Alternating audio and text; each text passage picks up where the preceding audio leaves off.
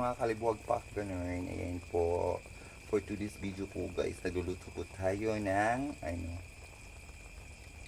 adobong manok po guys. Skeleton po siya.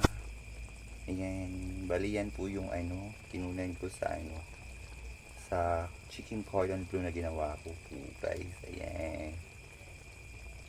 Sayang naman po itapon kaya ginawa ko na lang adobo.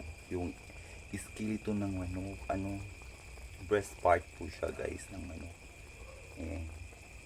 Maulam naman, di ba? Kung itatap mo ng sayang. Sasali yan sa timbang huy nung binili ko yung manok.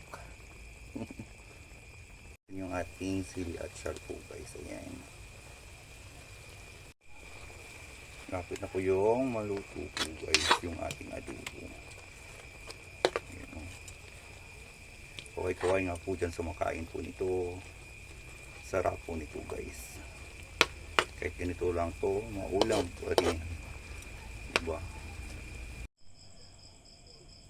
Yan po, luto na po yung ating adobong manok po guys. Skeletal adobong manok.